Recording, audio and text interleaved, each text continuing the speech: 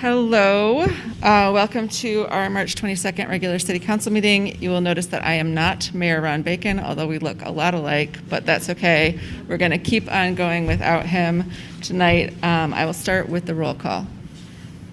Councilmember Babcock. Present. Councilmember Brookover. Here. Councilmember Watson. Here. Mayor Pro Tem Gregg. Here. Mayor Bacon. Awesome. While we're doing our other business, if anybody's planning to speak on public comment, if you could take a second to fill out a blue card and sneak it up to me, that will help when that comes. We've got a full house tonight. I also want to remind people to silence your cell phones. That would be delightful if we could avoid those interruptions. And then we'll move on to the approval of the agenda. I move approval of the agenda with the deletion from the consent agenda of items 3.3, 3.4, 3.6, 3.10, 3.11, and 3.12, and request that they be moved to discussion matters. Okay, business matters. You're making me work tonight, Mr. Brookover. I will repeat it. Yep. 3.3, Okay. 3.4, Yep. 3.6, Okay. 3.10, 3.11, Okay. and 3.12. Okay. So moving those items, I guess, do we need a second to move? How does that work? Well, I made the motion A to motion approve the with agenda those- with those with that changes, amendment. so we need a second. Perfect. Would anyone like to second Mr. Brookover's motion with those changes? I'll second.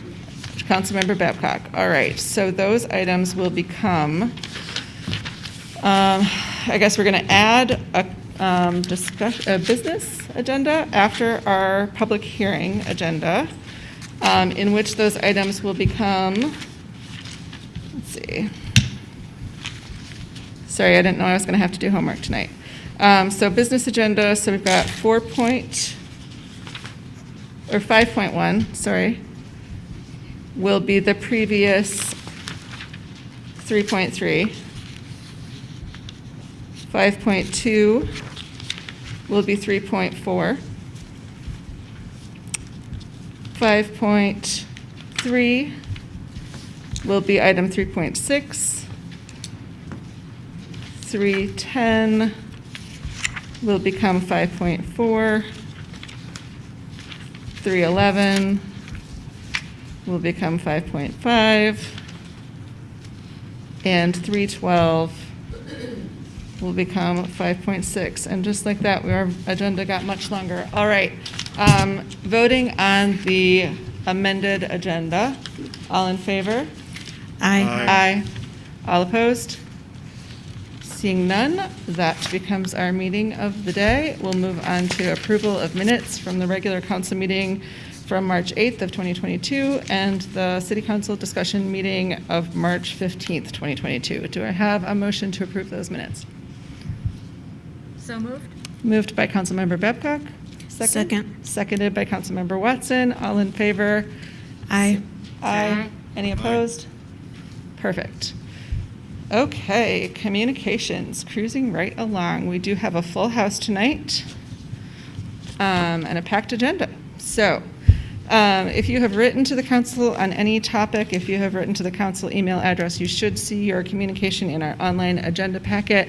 That's available for anyone to view on our website. If you have communicated with the council and you did not see your item in that communication packet, please let us know so that we can add it as quickly as possible. I'm going to try to sort my speakers here a little bit. All right. I am going to first call on Dr. Nicole Biber. If you would join us at the podium. All right, so my name is Nicole Biber. I live at 1037 Blanchette in East Lansing. I decided to wing it tonight. I wrote out a whole little Before you speech, start, but- Nicole, I wanted to mention we do have a 5-minute Sure, time I limit. see Yep, it there. That's perfect. pretty great, Asia. I mean, we still only 3. Yes. With the funding from the American Rescue Plan, I noticed that there is, a look like $300,000 towards basically stormwater mitigation, drainage ditches, retention ponds, things like that. I'd also like to encourage you all with that spending, but in additional funds that are still coming up as part of the rescue plan, to consider how much return on investment comes with green infrastructure. We'll hear green infrastructure a lot, and a lot of time it ends up being things like solar panels, but I want to encourage everyone to remember the green part of it. So when we're talking about stormwater mitigation, there's plantings of native vegetation that really help with that. Not only that, they help clean the water, carbon capture with a variety of trees. It helps with heat islands, and also there's numerous studies for quality of life, even reduction in violence. I know that's not as much of a problem sometimes in East Lansing, but a place like East Lansing, and now that there's this additional funding, it can set a tone. It can sort of maybe even make a friendly competition. Like, look at all this formerly mowed sort of wasteland area that's now helping not only with stormwater, but also with the importance of pollinator rebound. Depending on your age, you might remember times when there were lots of more butterflies, a lot more birdsong. For example, the monarchs, in just the past 10 years, their population has dropped 90%. It's not just any planting, it's a real focus on what exactly is being planted that is, could really be a wonderful sort of educational community project as well, for children, for even connections with the university, what sort of specific berries on trees, bushes, birds do need to have the fat content they need to make it over the winter. And so when we look at all the numbers on the monies that are being spent, and I mentioned that return on investment, I've read for any dollar spent on habitat restoration, the returns are anywhere between $3 on the low scale to more than $10 on the upper scale. And some people say even more than that. So I just see all positives. And I know that people sometimes say well, you're used to it a certain way. Well, it's just a matter of convenience that I think has gotten us into a lot of trouble as it is. But it can be very convenient just to have plantings instead of having to spend money on mowing. Certainly, you don't want chemicals that damage our water, damage our pollinators. So in terms of that spending of money, it's can be a pretty nominal amount. Could even have a large seed bank for people who want to do specific pollinator-friendly plantings for a rain garden. And a matter of education, just a campaign and sort of a modeling of making that a priority, and how there's a great deal of benefits that can sort of change the norms also aesthetically as well. So to see these areas as functional, as beautiful, as important, and know that that's a worthy investment, I hope that you'll use part of those monies with that intention of green infrastructure that's actually growing things that will, kind of bring us back to a better balance and a sense of hope. Miigwech. Thank you so much. May I ask for the microphone to be turned up just a little bit?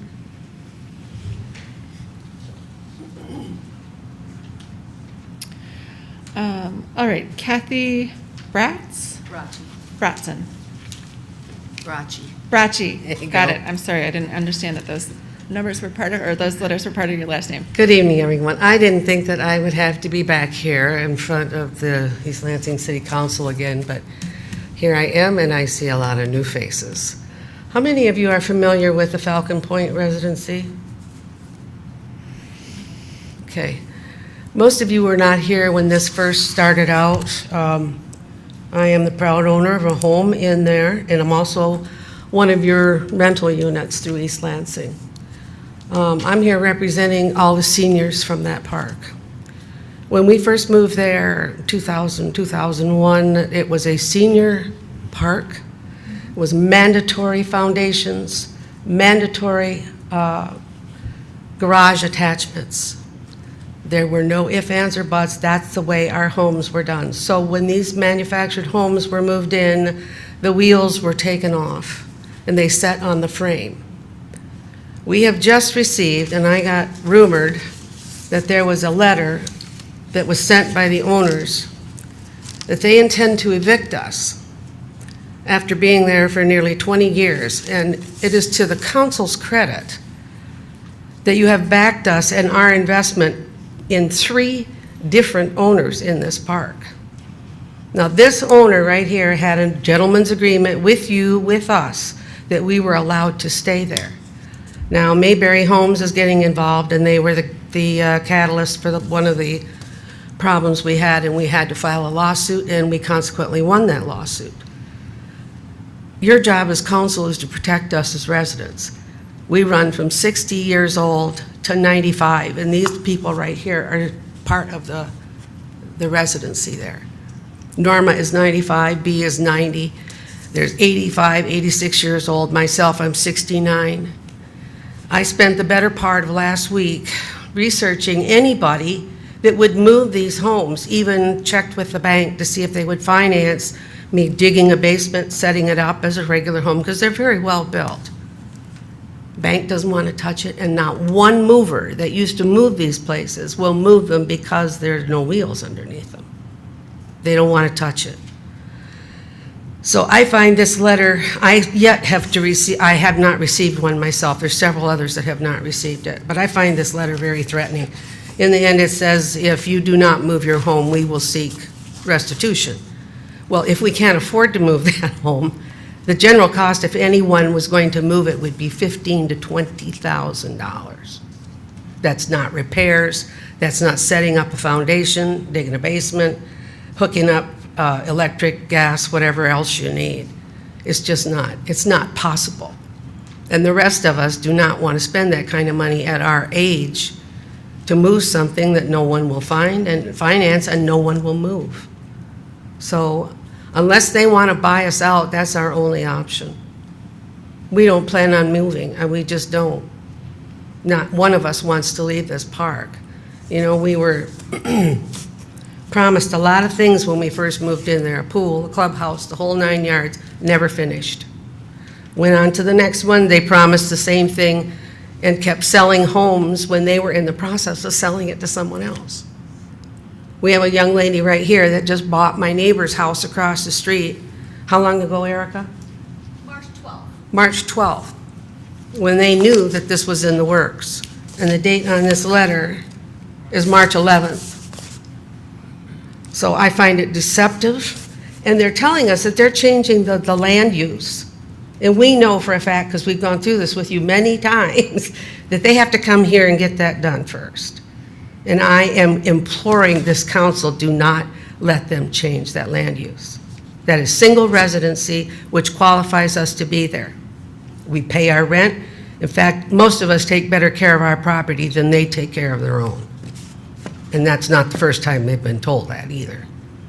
Myself, my husband and I have planted beautiful pines. We've, grown gardens for the last 20 years that are, fabulous. We just take pride in our ownership. And I'm going to give you this letter. 30 seconds remaining. I'm going to give you this letter, and then I would like you all to do some research. Darcy is the only person in planning that is here from when we first started. So if you can talk to her, talk to Peter. I've already called the city manager's office. Anything you can do to help us, that would be great. And I thank you. Okay, perfect. Thank May I you ask so much. a question? Sure. Go ahead. Can you tell me again, how many properties is it? There are, well, they have apartments that they've built, and they also have condos, homes on the east side, on the west side. She wants to know how many. 18. We have 18 manufactured homes that are in there. Okay, thank you. Thank you. Yes. Could you email all of us or email me your contact information? I just gave it to her, and there's the copy. You can copy the letter there. Okay. Yep, I can make sure that this goes out to all of the council members so that they have a reference for what she's talking about. Thank you. Any other questions? Tell them we email Ron Bacon also. Pardon me? Ron Bacon got the email, got an email. Ron Bacon does have the email, I Okay. guess. Yeah, I Okay. One of You our emailed him? members Okay, emailed great. him, so. He'll be back next week. All right. He's not gone forever, just to All reassure. right, well, thank you very much for your time. Yes. I have a comment to make. I'm just tuning into our audience, and I just wanted to let you all know that we still have a mask mandate when we're in public meetings like this. And so I'm not sure if we've got extra. There should be some at the front desk. I think we're done. We can go, so. Okay. All right, I don't want to push you Well, guys you're out or welcome. anything. You're welcome to stay. It's sure to be entertaining. but- Yes. Thank you, and we'll definitely be in touch. Thank you for coming out.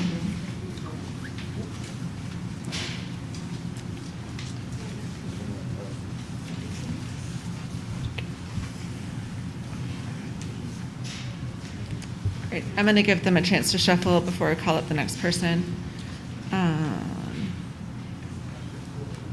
Okay. Cindy Herfindahl from Bailey Neighborhood.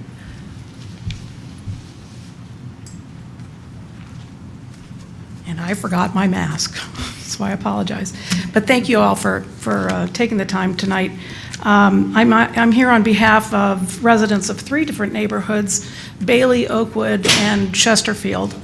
And I want to preface this by saying we have a small committee working on some issues with our neighborhoods, but I've been a resident of East Lansing in the Bailey neighborhood on Meadow Lawn for 34 years. That's the last street before Bircham. My husband and I own a duplex, which we lived in for 13 years, until we bought the house across the street where we've lived for more than 20 years. When we moved into our current home, out of the 6 homes adjacent to our property, there was 1 rental. Now there are 3 student homes adjacent to us, 2 of which are owned by parents of MSU students. This is a problem. We are in an overlay, yet it doesn't seem like we are in an overlay. So I want to read to you what the description is on the city website of the overlay, the rental restriction overlay. The Residential Rental Restriction Overlay District Ordinance was established in 2004. The purpose of the ordinance is to allow owners of property within residential neighborhoods the opportunity to preserve the attractiveness, desirability, and character of residential neighborhoods by precluding all or certain types of rental properties and thereby avoiding the potential negative effects rental properties can have on a neighborhood with regard to property deterioration, increased density, congestion, noise and traffic levels, and reduction of property values. And I will say that over 34 years of renting our duplex, we've never had any complaints filed with PACE or any of our tenants. It's because I take care to let them know how to behave. The Bailey neighborhood itself has really seen a sharp increase in the number of parents buying homes for their MSU student children to live in. They are buying homes adjacent to established homeowners. Their behaviors have disrupted residents and are not in line with the above description of the overlay. There are a number of East Lansing neighborhoods that are affected by this, and while we're aware that parents can legally purchase homes and have their student children live in them, we find that with them there, the intent of the overlay is diminished or non-existent. Frankly, I'm tired. I'm tired of having to go deliver cookies to new student residents, tired of asking them to be more aware of their behavior and their neighbors, tired of having to call PACE, and tired of the upheaval when the property turns over. And residents find themselves being the impetus for enforcement because we're the ones that are living around it. So we have to call somebody at the city to say, hey, you need to take a look at this, because we have too few city employees right now to deal with this problem. But because of this and other factors, I'm here tonight to let you know that representatives of several neighborhoods have come together to address these issues. We have the very capable assistance of Tanya Williams, who I'm sure you know, and she's been a really great help. We're discussing many strategies which we hope to implement within the next year. These include being part of the MSU community meetings that are held, the most recent regarding the special use permit situation. I hope you'll take a moment to think about this problem. Please let me know if you have any possible solutions you think we might be able to use. It's a real problem and it really needs to be addressed, and I want you to be aware of it. Thank you. Thank you, Cindy. I will say that anybody who wants to be included in MSU's monthly meetings, I believe Janet Lilly and Sue Webster are at least in part the organizers of those. If you don't have their contact info, we can supply it with you. Yes, So. Sue has been Okay, talking. perfect. Yep, that's a very helpful meeting. I sat in on the one regarding the second-year live-on policies, and I found it very educational. All right, Paulette Hatchett.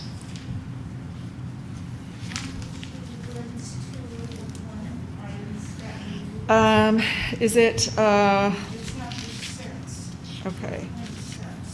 4.6. Wait, 5.6, the new business item, or 4.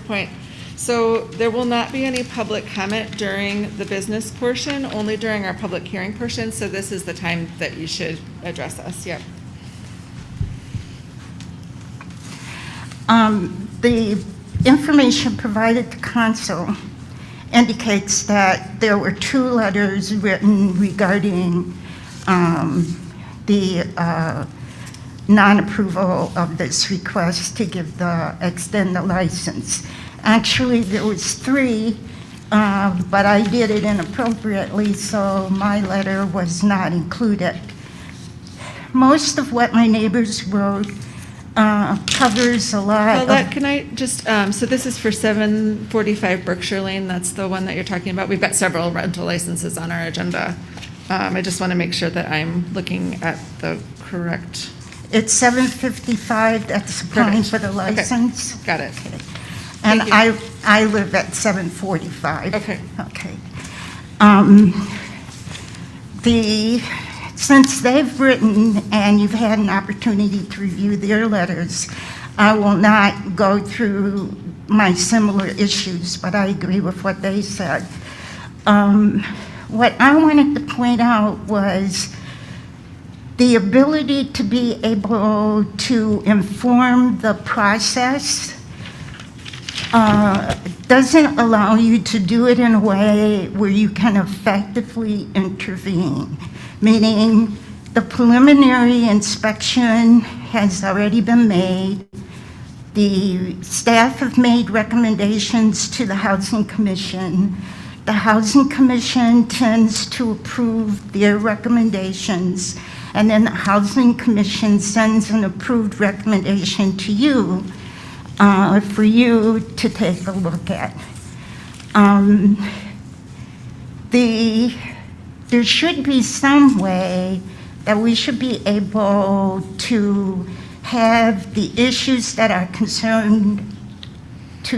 concern to us taken into consideration at the point that staff are putting together their recommendation to the Housing Commission, because otherwise it feels like a steamroller kind of situation.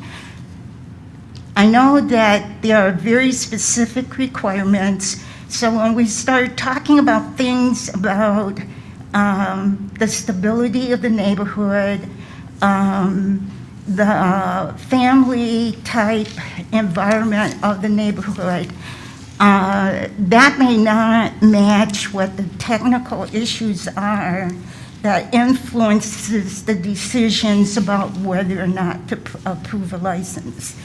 But if you were to visit this community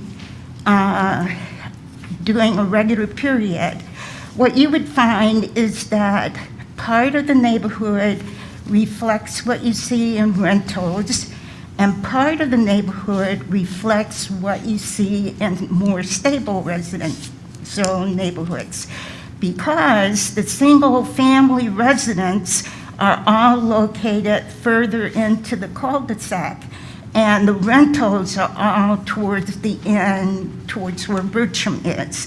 So having the first single-family home become a rental basically undermines the 4 remaining single-family homes there. And I remember when I was a grad student, we used to go to a place called Milford House that was rented by 2 other graduate students. And now that I think about it, we must have been a real pain for the people who lived around us. So I'm asking you to consider whether or not there's a way to integrate community input earlier in the decision-making process, And if there is a way to communicate to people in the community how to effectively make their recommendations or requests to you, so that we're doing it in an appropriate way and know that what we're trying to communicate with you is effectively being done. I thank you very much for giving me the opportunity to speak. Thank you, Paulette. All right, Ed Wagner.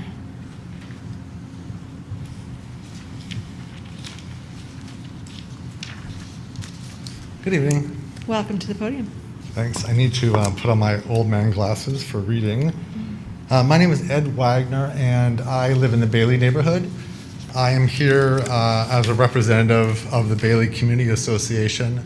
I'm a board member, and we've been talking about the increase in the number of fraternities getting SUPs, and we have written a letter. We talked about this for the last couple months. So here's the letter that I'd like to read to you. Dear members of the East Lansing City Council, the BCA is writing to express our concern about the growing number of fraternities and sorority houses in the city of East Lansing and in the Bailey neighborhood. We ask that the city place a temporary moratorium on the issuance of new congregate housing special use permits, SUPs, for fraternities and sororities until additional policies and procedures can be devised and collaborative relationships established with MSU to address neighborhood concerns. Documents made public at the Planning Commission meeting on December 8th indicate that there are 39 fraternities and 24 sororities at MSU. While many have houses, there are a large number of fraternities and sororities currently operating without houses. We have seen a recent trend of fraternities applying for SUPs to rent or buy houses in Bailey, Chesterfield Hills, and Oakwood neighborhoods, perhaps to get around MSU's second year on-campus housing requirement. There are 3 fraternities seeking SUPs to establish houses on Grand River, Ann Street, and Harrison Road. As longtime residents of the Bailey neighborhood, we know firsthand what it's like to live near fraternities and sororities. The apartment building at 128 Collingwood recently transitioned from an apartment complex into a fraternity. Since the transition, there have been more litter there's been much more litter on the lawn and sidewalk, broken glass on the sidewalk and road, large amounts of garbage in the alley, and an increase in traffic in the area as students look for parking to attend parties.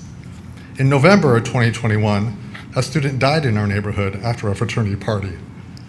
This tragic event and irresponsible behavior lead us to believe that creating or expanding additional fraternities would be detrimental to our neighborhood and could undermine the academic purposes of the university's 2-year on-campus residency policy.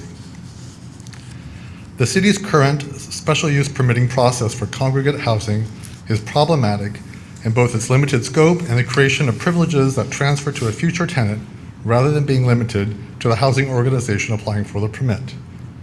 The scope of the current the special use permitting process seems to limit the review of the adequacy of a parking plan to accommodate the tenant organization.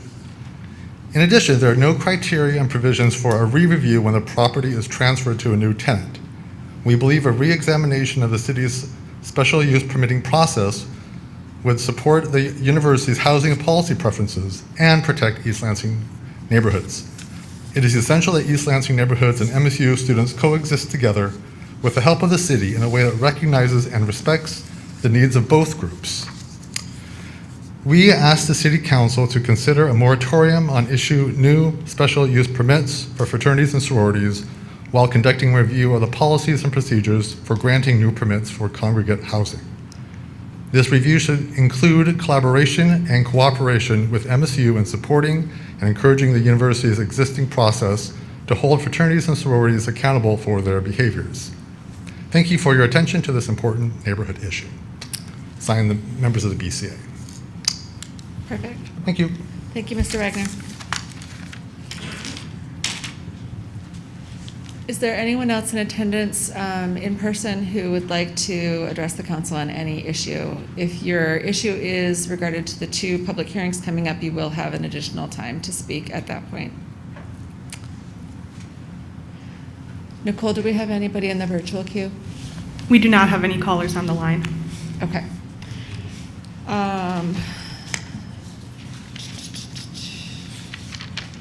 All right, we will move on then to communications from the mayor and council members. For the closed session, I guess I can't remember how to do that, so I just, If you read it and get a motion and say at the conclusion of the meeting, we'll be convening that if it passes. okay. I think let's do that first, and then if anybody's got any personal communication, we can do that afterwards. So I am going to move that the East Lansing City Council meet in closed session to discuss a written legal opinion received from the city's special legal counsel regarding implementation of a settlement agreement dated August 14th, 2019 between Adams Outdoor Advertising and the city of East Lansing. The closed session will occur at the conclusion of the meeting. Can I get a second for that motion? Seconded by Mr. Brookover. All in favor? Oh, roll call. Sorry. Can we do a roll call vote? Councilmember Babcock, Yes. Councilmember Brookover, Yes. Councilmember Watson, Yes. Mayor Pro Tem Gregg. Yes. So we will, are we going to meet upstairs for that? So we'll adjourn this meeting. No, we won't adjourn this meeting. We will go upstairs, do our closed session, and then come back, adjourn our closed session, and then adjourn this meeting. But there shouldn't be any interesting business happening after the closed session, although you are welcome to stick around, should you so desire. The Hana Community Center is a great place to hang out. All right, any communications from council members? Mr. Brookover? No, thank you. Nothing? Ms. Babcock? Thank you. I would like to remind everyone that March is reading month and the public library is back open at almost full capacity. And as Dr. Biber astutely reminded me, the library has a seed bank. So among the wonderful experiences you can have at the library with the computers and the books and the maker's room and even meeting the mayor and city council members on occasion, you can also get some pretty nifty seeds. So that's just my plug for the library. Perfect, thank you. Councilmember Watson? Pass. Nothing. I am sure I had something to say, but this agenda got overwhelming and it's pushed it all out of my brain, so you're going to have to wait until next week to hear whatever nuggets of wisdom I have. All right, city manager. No report this evening, thank you. And I wanted to welcome Mr. John Clark, another member of our new legal team, as our city attorney. Welcome to your first meeting, Mr. Clark. Thank you very much for having me. I appreciate it. Do you have a city attorney's report today?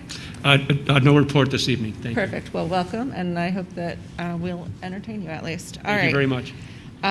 So, moving on to the consent agenda as amended. Mr. Lahanas, did you track those changes? Yeah, I did. Perfect. Thank you, Mayor. We have the following items on the consent agenda for council's consideration. Item 3.1, approve the following appointments or reappointments to boards or commissions. A, Peyton Church to the University Student Commission for a partial term ending September 30th, 2022.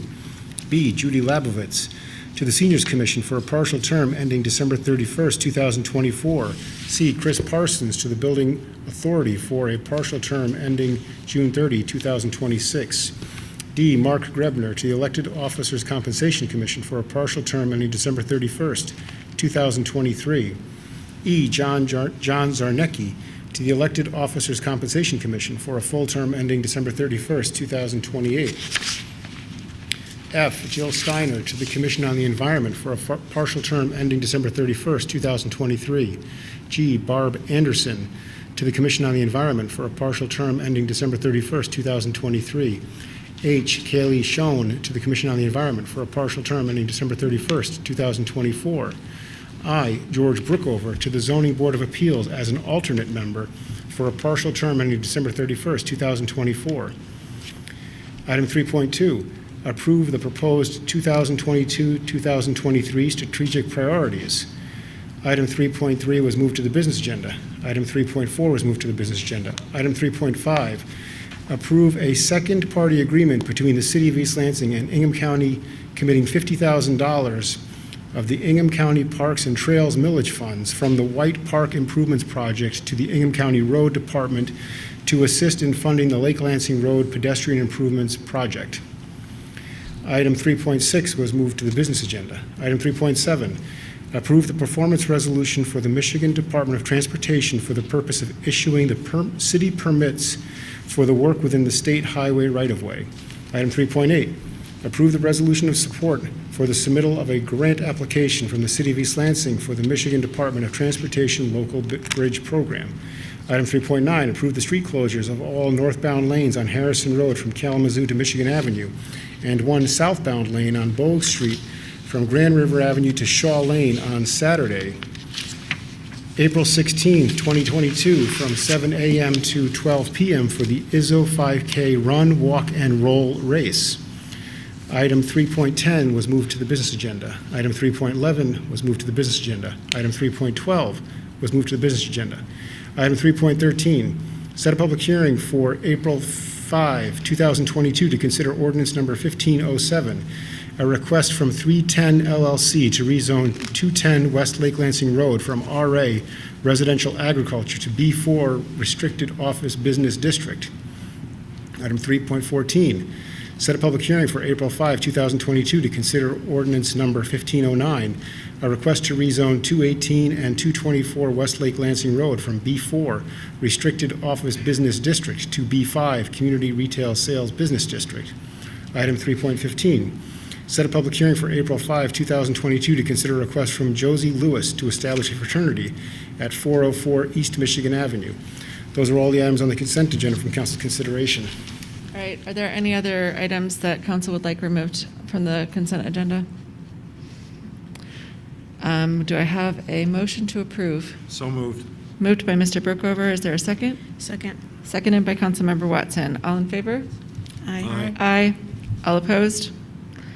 Perfect. That brings us to the public hearing portion of our meeting.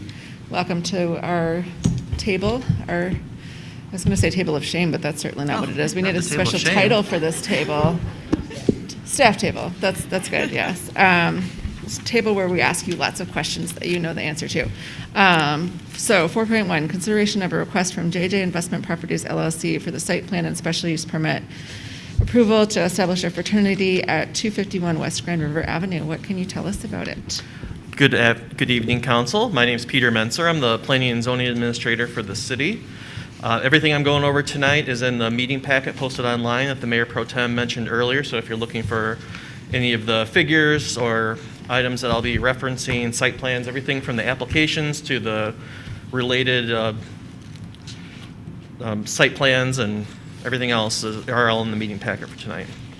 So the first public hearing tonight is a request to establish a fraternity at 251 West Grand River Avenue. It's both special use permit and site plan approval. So the building there is 3 stories. It's about 3,000 square feet. Currently, the building is being used as first floor office space, and there are 2 apartments on the upper 2 floors, each with 5 bedrooms. And that total building right now is licensed for 20 occupants. The proposal is to convert it to a frat house, and actually it's back to a fraternity house. Then the applicant can offer some backstory on that. But the proposal would be to convert to a fraternity house for a total of 45 occupants and 23 bedrooms. That's 44 fraternity members and 1 house mother, I guess we call them. There are the proposal includes 20 bedrooms on the 2nd and 3rd stories and 3 on the 1st floor. Following the proposed renovations to this space will be a 1st floor dining facility, study room, and living room. Social events for this chapter of this organization are planned to be held in the 1,000 square foot basement. No exterior changes are proposed right now to the building. It's all interior with the exception of a new dumpster recycling enclosure and the installation of more bicycle parking spaces. A summary of the site plan and special use permit criteria are included in my staff memo. We haven't identified any red flags by our team strictly as it relates to the review criteria. There are 31 parking spaces on the site. For our ordinance requires half a space per occupant. So there's 23 spaces required and they're providing 31. Planning Commission at its meeting in February voted to recommend approval of this request, subject to 4 conditions related to posting occupancy limits in the gathering space, screening the dumpsters, and providing that additional bicycle parking. I am available for any questions you might have about this request. I know the applicant is here in the room tonight and be willing to provide some additional information and answer questions as well. Thank you. Thank you, Mayor, Mr. I have Bitzer. a couple of questions, but I want to just divulge. I don't exactly know who this ownership group is now, but I received a campaign contribution from prior owners, and I don't know if they're still involved or not. This is the house that used to be a fraternity, Correct. and then the owners changed it into office space because it actually was a sorority, wasn't it? To be honest, I don't know the answer. I don't know the history of the So site. then it morphed into their offices, and now essentially it's morphing back to a fraternity? That's the Is that proposal. correct? Okay, thank you. I wonder if we should do the public hearing portion of this so that if there's questions that arise during public comment, we can address that. So if that's okay with everybody, I'm going to go ahead and open the public hearing. Is there anybody present that's interested in speaking on this item?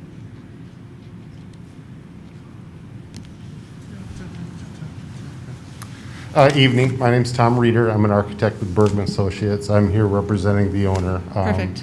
I have the history on the house, so I can answer any questions you have. So. I have to say I'm curious because I watched the planning commission that said there was, sounds like a hell of a party. You want to hear the story? Yeah, I kind of do want to hear the story, So- but we got a really long agenda, so I don't know. Well, I'll make it quick. Okay. The house was, the house was originally built as a sorority, then became a fraternity, and Okay. then in 2007, 2008, they had a party, and they. A rager. They caused significant damage to the building, to the point that the building department wanted to condemn the building at one point for what the damage that was done. I fixed it, or I was, Congratulations. and basically because, I mean, they actually rolled one of the structural beams holding up the first floor. And so anyway, because of that, the owner, which was CRMC, ejected them and then they moved their offices into the first floor, and the second and third floor became apartments. Up until now CRMC has just moved out and have new office space, and they have a fraternity that wants to move back in. We want to turn it back into a fraternity, so. So you guys are ready to try again? He's gonna try. Even with Well, the experience of the previous occupants? I've reinforced the building. Excellent. So you have fraternity proofed it? That's bold. You might need to patent that process. All right. Well, we might have some more questions for you if you don't mind hanging out. Is there anybody else that's interested in offering any public comment? Nicole, do we have anyone in the online queue? We do not have any callers on the line. Okay, I will go back to council member comments and questions. Has anybody else got anything that they would like to ask or clarify? Ms. Babcock? Thank you. I will say that I find this appealing because it's keeping students in a student area. You know, this is an area that's surrounded by Greek houses and conveniently across the street from Crunchies. So while I'm always concerned about expanding large student populations, and let's be blunt, the Greek system often is the nexus of a lot of neighborhood disturbance. This does seem to be the perfect location for them. So hopefully, maybe we can encourage others to relocate into the near business corridors. I've just been notified by our legal team that I forgot to say the magic words that I closed the public hearing, so closing the public hearing. Thank you for that, Ms. Babcock. Does any other council member have any comments or questions? Oh, I thought I saw his hand up. Mr. Brookover, is that a hand or not? No, No, thank you. okay, I do have a question. go ahead. About the recommendation to add bike parking for 13 bicycles. Tell me about that, like how it comes about, like is it based on the number of people that might be moving in there? It is, yes. So right now they've got some bicycle parking on the site, I think about half of what they need. So we require one parking space for every 2 occupants, and they'll be adding 13 more spaces to meet that minimum requirement. And so the fraternity isn't here today, is that correct? I do not know if members of the actual fraternity are here. The applicants are here, Mr. Reeder and Mr. Heiner. Okay. Because I'm just hearing, the feedback and the concerns, and this is a large build, a lot of people that are going to be there, and then the 2008 ending story too. It makes me wonder, when is it time to start having discussions, especially with more and more fraternities and sororities applying for these, to be able to start having discussions about how to be good neighbors, or how people plan on being good neighbors? I can say that I've been involved with several groups at MSU that started really because of the pandemic and managing the pandemic, but have grown since then. I obviously have a 2-year tenure on this council, so I don't have a huge amount of knowledge about exactly how those relationships went in the past, but my understanding is that they were not nearly so collaborative. I've been very impressed with Erin Carter, who is the Fraternity Liaison at MSU, although I believe she's temporarily in that position, so we'll be getting somebody permanent at some point. The work of Tanya Williams and our neighborhood resource specialists in reaching out and working with fraternities. So I'm not going to say that we've solved the problem, certainly, but I will say that there's good people working on it at many different levels. And that we're also kind of, I don't know, I'm torn. I do hear Mr. Wagner and the community association's concerns. I also am downtown almost daily, and there's a fraternity annex house right on the corner of my street, which is definitely my worst downtown neighbor. Ping pong, they're a corner house, so there's a ping pong table on both sides. It's a beer pong tournament house.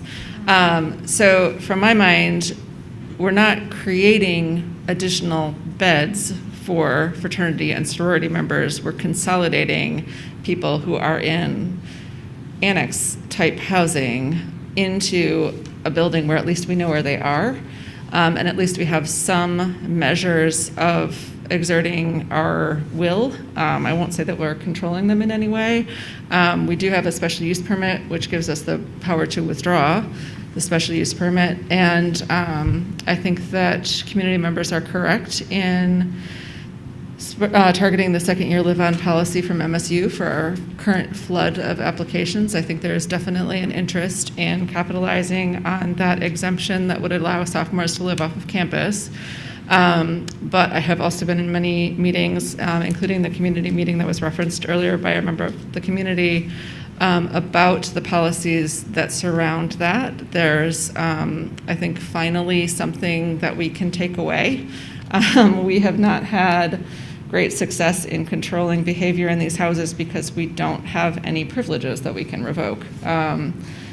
One of the specifications for that second-year live-on exemption is that the houses not be in what we call terms and conditions, which would be kind of a purgatory, as it were, with our housing commission, where they have been indicated to be a bad actor and then given a list of reparations that they need to make, basically not having parties for certain periods of time. And if they are in that status with MSU, then they cannot have sophomores living in their houses. So I don't see a great benefit to having fraternities occupying multiple rental houses and having parties that spread over multiple locations. I also share the community's anxiety about having additional large group housing starting. So I guess I don't really know where that sits. I think it puts me a little bit more on the balance towards wanting to consolidate the kids that are already here. But it is it's not a great black and white proposition. I guess if we don't have any other comments, we can call for a vote on this. You don't have to. I mean, We don't, oh, yeah. it's a two-meeting process, so. Yeah, so I guess we have a motion, wait, so public hearing, where are we at? There is no motion on the floor. Right. So I guess, does anyone want to move approval? Is that, do we do public hearing and then we have another approval later, or we approve it tonight? Okay. Take action, you can refer it, you can, right? Yeah, the motion's provided for convenience. Sure. If you choose to take action on that, you could do that tonight. Okay. You could ask for additional information. We can come back to you at the next meeting, whatever you need to be informed, make a decision on this. Okay. We're going to get a lot of practice because we've got more on the agenda tonight and more coming forward. So we're going to talk a lot about fraternities in the next couple of months. I would be comfortable moving approval, so I guess I'll just do that. I move to approve the site plan and special use permit application from JJ Investment Properties LLC to establish a fraternity in an existing building at 251 West Grand River Avenue, subject to the 4 conditions noted in the Planning Commission referral letter dated March 4th, 2022. And I'll need a second on that. I will second that one. Seconded by Mr. Brookover. Do we have any further discussion? No? All right, all in favor? Aye. Any opposed?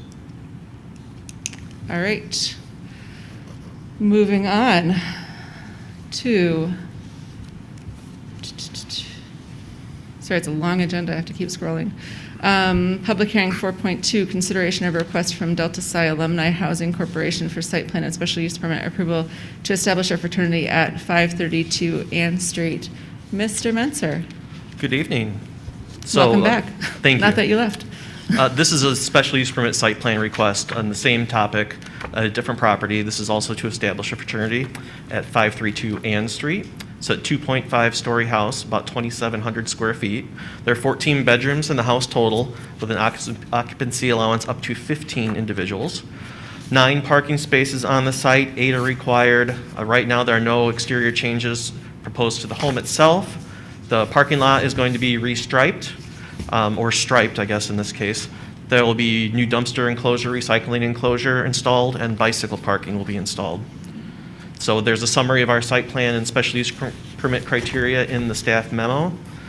The Planning Commission, much like the last case, did hold public hearing and reviewed this request and voted to recommend approval, subject to 6 conditions, and those include the installation of an occupancy placard in the gathering space, the installation of 10 bicycle parking spaces, 9 bicycle, the lot being striped to allow at least 9 parking spaces, and then screening of the dumpster recycling enclosures I mentioned previously. I am available for any questions you might have. I understand that the applicant is joining us via the internet. Oh, or he may have magically appeared He's in magically this appeared in space. our audience. It's The impressive. magic of in-person meetings. So the applicant is here in the room with us. Okay, great. Thank you. I'm looking at the site plan and I'm trying to place this on Ann Street. Can you give me a few more? We're going to open the public hearing? Do you want to open the public hearing? Sure, yes. Let's open the public hearing and then I'll ask questions. I'm just so eager to ask questions. All right, is there anybody here who'd like to speak on this from the public?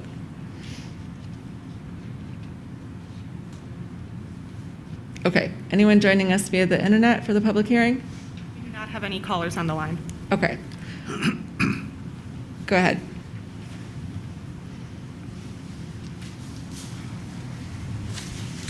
Thank you, Mayor Pro Tem, Anytime. council members. My name is Conrad Hittner. I live at 639 Kedzie Street in the Bailey neighborhood. Just a couple of points, and they might apply less to this application than perhaps rather much too belatedly the last one. But I think there need to be 2 data points that the council needs to be aware of. When you are approving buildings with a number of bed spaces, in this instance 14, in the previous instance I guess 40, I think you basically need to assume that what you're really authorizing isn't a fraternity composed of freshman pledges, sophomore residents, and upperclassmen who also reside in the house. I think you have to assume that the typical business model of fraternities and sororities as well is that the sophomores are the ones who live in the house, and the upperclassmen are the ones who live in what Mayor Pro Tem has aptly described as annex houses.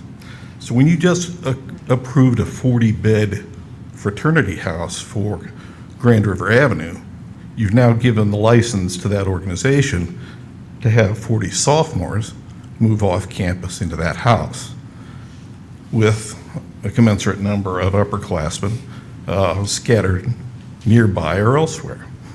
So I don't know that consolidation is an appropriate characterization of what's likely to happen.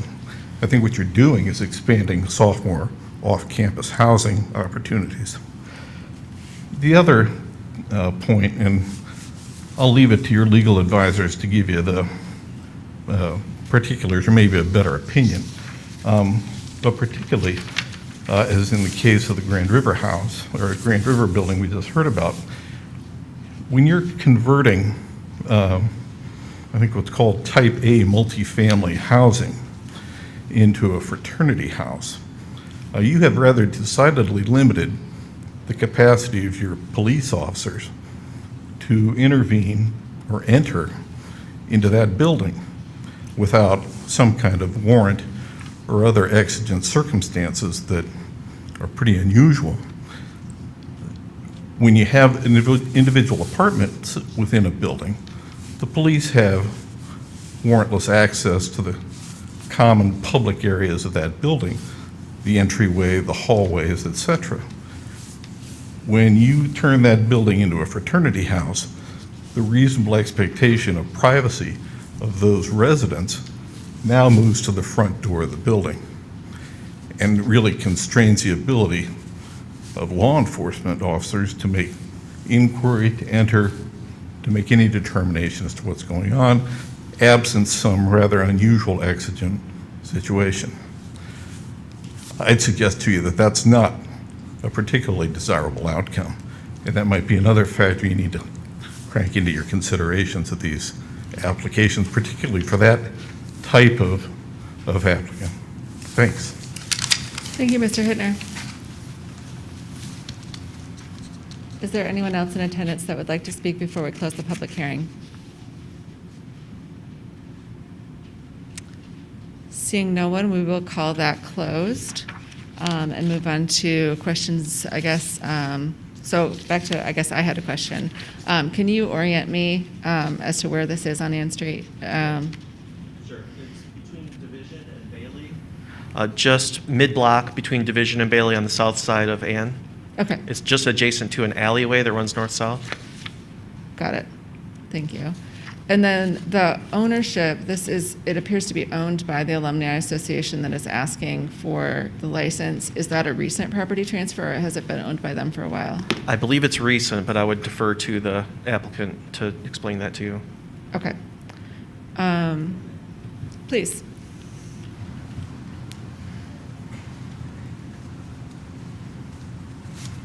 Hello, my name is Paul Schultz. I'm the president of Delta Psi Alumni Housing Corporation, and you are correct. It is a recent purchase. We purchased the property in mid-September. This seems like very low occupancy for a fraternity house. We are a smaller house. Okay. We intend to grow, but this house suits our needs for right now. Okay, and do you already have a presence here in the area? Yes, we've been in the area and we've owned property since 1915 up until 2019 when we sold our last house. We had been renting for the last few years, and now we purchased a house once again. Great. I'm going to turn it over to my fellow council members for any questions or comments. Is there a kitchen in this place? Yes, there's one kitchen on the main floor, and I think there's a smaller kitchen on the third floor. Is this an apartment house right now? No, it's being rented. It's being rented out for. It's being used as an annex right now for a sorority, Theta sorority, for 15 sorority members. So, I mean, whether you or Peter, so is this a rooming house right now? Are there hallways on the second and third floors? Are there separate bedrooms? Are the bedroom doors locked? What's the use right now? Yes, there are separate keys for each of the bedrooms for each of the tenants right now, but there is Okay. common areas. So each tenant right now has a separate lease? They all signed one lease. The lease was in existence before we purchased the house. We're just honoring the lease. Okay. And the meeting room? Where's the meeting room? There is a common area on the first floor, but the fraternity is exploring options to have meeting rooms on campus because it'll be more. So does that really mean that when you say there's a common area, there's like a small living area or entryway? There is a living room, yeah. Yeah, you can't have 40 people in there, right? No. You can't have 25 people in there, right? You might be, I don't, I don't know where you draw the line on that. Well, so if you really want to run the fraternity and have the fraternity flourish, you really have to have some place where you can have 35 or 40 people plus 10 or 12 or 14 people who are interested from Rush and stuff like that, correct? Yeah, they will have some informal Rush events there, yeah. And this has never been used, Mr. Menser, as a fraternity or sorority house or co-op Well, ever before? Not to my knowledge, but I'm hearing otherwise, that And- there's currently someone in there. Well, it's an annex. It's an annex. I'm not quite sure what the difference between an annex and a primary home would be. Oh, okay. I think the neighborhood knows, but. Councilmember Babcock? Thank you. So one question I have is, you have these two kitchens, and I think this sort of goes to what Councilmember Brookover is wondering. Are you going to have a meal plan? I mean, is this, when I think of a boarding house, I think that it doesn't necessarily have, say, communal meal. They're not going to have individual kitchens with their rooms, right? It won't be a Correct, yeah. Pretty much the way that they've operated for a while now, for years, has been everybody's kind of on their own for their own meals. They share the kitchen, but there was really no meal plan. So you're not going to have a hired cook that's going to cook meals for the residents of the No, location? no. We're going to have, if I may, we're going to have how many prospective people sharing one kitchen? It's licensed for 15. Oh, okay. All right, go ahead. Did you have any questions, Tina? Did you say you represent the fraternity? Yes, we're an alumni group that Yeah, works and with you. since you're here and you've heard the conversation and just the concern and like the unsettling feelings, I was just wondering what your thoughts are or what maybe type of work you all do to be a good neighbor, or if there's anything different you all can start doing to be a good neighbor and so everybody's living happily, whether it's 11 p.m. or 9 a.m. Sure. We are very open to working with the community. We have right now and moving on in the future too as well a management group. We have a representative from the management group too, Kip Wilson from Renaissance Management Group to help keep track of the maintenance of the building, but we're also open to expanding to make sure that we're good neighbors as well. Thanks. I actually had a question for our police representative. Conrad's comments caused a question to pop into my mind, if you don't mind yielding the podium to Chad for a second. Hello. How often do we have to enter a fraternity house to find out what's going on inside of it? My impression is most of the interaction happens at the door, and it's usually, hey, guys, turn down the volume. Rarely are we invited in. Most of the time, what we witness is clearly visible from the outside, with mass numbers of people coming and going, issues that pour outside of the fraternity houses into our community, open alcohol, fights, people urinating on public right-of-ways, things of that are what bring us to those fraternities to begin with, on top of the most common, which is the loud noise from voices and or music. Okay. If there was a fight, a fight on the lawn, I guess, is a public fight, right? But what if there's a fight inside and it's severe and we want to get in and break it up? So law enforcement has to operate under, obviously, the rules. And if there is an exigent circumstance, which is a major safety concern, and we can articulate through either information or firsthand witnessing someone's safety being in immediate jeopardy, we can enter to prevent someone from physical harm. Okay. But the opportunity to witness that is usually occluded via sheets, boards, flags hung in the windows to keep us from seeing inside what's going on. And people, when they open the door, they tend to step out, shut that door behind them. So often that does not occur. Fair. Okay. Appreciate that. Thank Thank you. you.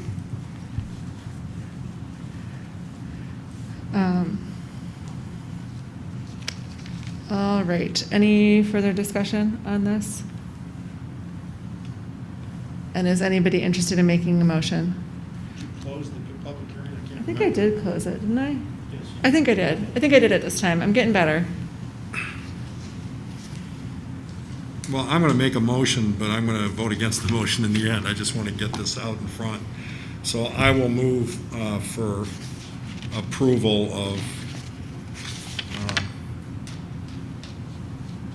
the site plan and special use permit pursuant to a recommendation from the Planning Commission. I'm just going to clarify for the record, that's for the Delta Psi Alumni Housing Corporation to establish a fraternity at the existing building of 532 Ann Street? Yes, ma'am. Perfect. Is there a second to that motion? Second. Second, moved by Mr. Brookover, seconded by Councilmember Watson. Final opportunity for discussion or questions. I'm going to vote against this for 1, 2, 3, 4, 5, 6, 7, 8 reasons. If you look at the staff review, which is on page 188, starts at 180, well, continues at 188, there's clear that there's certain standards that must be met here. So, number 1 is general site conditions. The site shall be designed and developed to provide a logical relationship between functional elements to effectively serve the purposes for which it is to be developed and to be reasonably compatible with surrounding properties. I have begun to reach the opinion that sticking fraternities and sororities into previously existing apartment and or rooming houses which have not been designed for group use, i.e. Kitchens, community meals, meeting spaces, traffic, parking, etc., is not an appropriate use.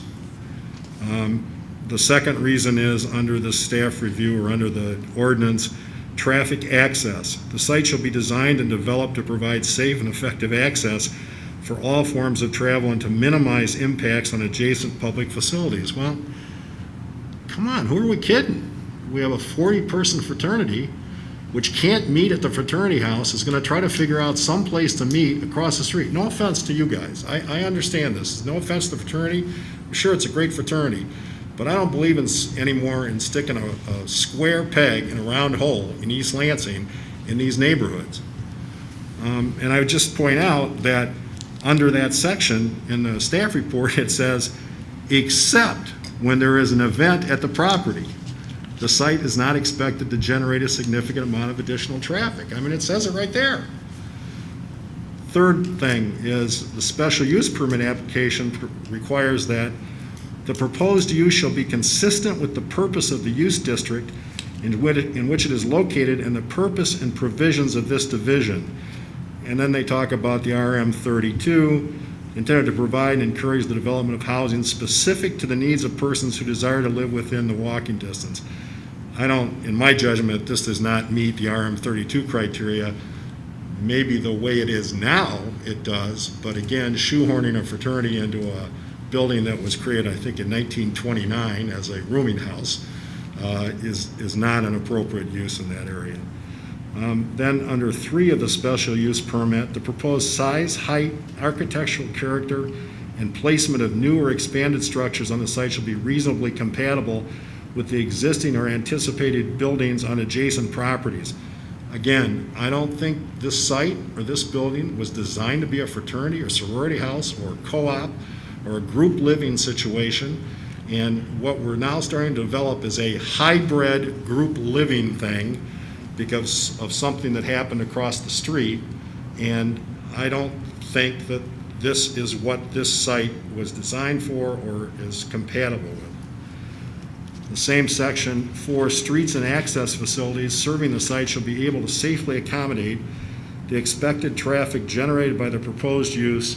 The use shall not cause excessive traffic congestion or delays, obstruct access to adjacent properties, or imperil the safety of motorists, pedestrians, or bicyclists. Kind of gets back to the questions about the police having access and what Mr. Hidner said, but look, all you have to do is drive around East Lansing on St. Patrick's Day. And there are places that are fraternities and sororities who have parties in the front yard, and I guess within certain limits, those are okay. But we're now starting to create these hybrid situations where we all know, with all due respect, young men are going to be in the fraternity, are going to do the right thing. But the reality is, these events are going to happen, and again, we're putting these hybrids, shoehorning these things in to someplace they were never meant to be. It wasn't designed that way. So it is going to adversely affect the use and enjoyment of adjacent properties by generating excessive noise, vibration, light, glare, odors, or any other form of pollution or nuisances. Number 6, the proposed use shall not materially diminish the economic value of adjacent properties or the city as a whole. In my judgment, based on what we've heard here and what's in the report, it will in fact materially diminish potentially the adjacent properties, but more significantly, the city as a whole. Because what we're talking about is neighborhoods here. And then finally, with the fraternities and sororities, the criteria says, in addition to the parking requirements for such uses specified in section 50-812, fraternities and sororities shall provide and maintain a parking access and management arrangement sufficient to serve the parking and access demands associated with chapter meetings, formal and informal social activities, and other on-site events, which include the attendance of persons other than those who reside on the property, i.e. St. Patrick's Day. Such parking and access arrangements may include, but are not limited to, the provision of additional on-site parking, the use of private off-premises parking, the use of public parking in municipal lots, or on-street spaces, and the availability of bus or shuttle service or carpooling arrangements. We have no specific plan for this site as to any of those things. And I guess what we're going to do if we start approving these things, I guess the plan is, on a wing and a prayer, we're going to hope that when something happens at this house that has a lot of people there, somehow the neighborhood's going to be able to absorb things. Now, I want to say something, not that I didn't say anything just then. To me, the difference between this site and the last one was the last site was specifically built to be a group housing situation.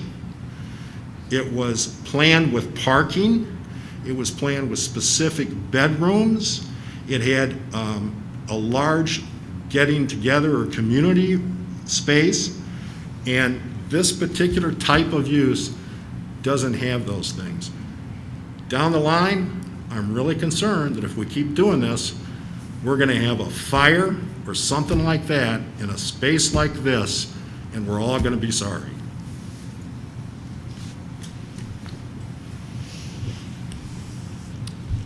Councilmember Babcock.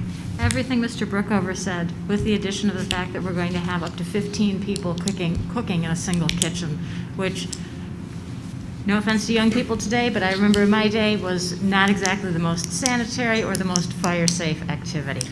Thank you, Mr. Brookover. Based on the behavior of my upstairs neighbors downtown at the store, you're going to have 15 people ordering Grubhub and 15 drivers attempting to double park on Ann Street while they deliver their food, and nobody will be using the kitchen. But I'm not going to refute every point of Mr. Brookover's, and I don't actually feel like refuting some of them. I think they're quite valid.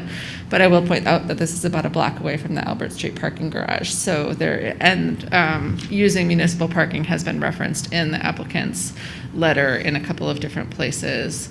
So I won't say it's a formal parking plan, but there is enough parking within the municipal system close by to absorb those extra people.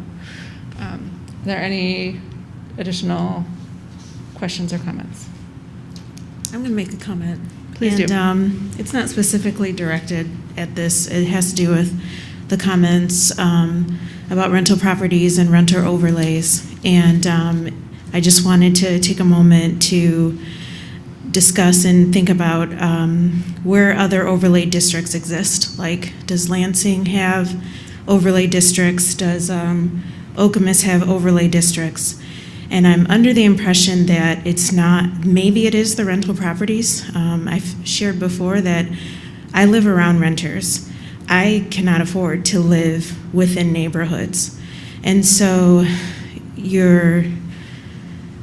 what I'm saying is, it was difficult for me to find even a place to rent when I was looking for a place to rent, because a lot of places are for the students.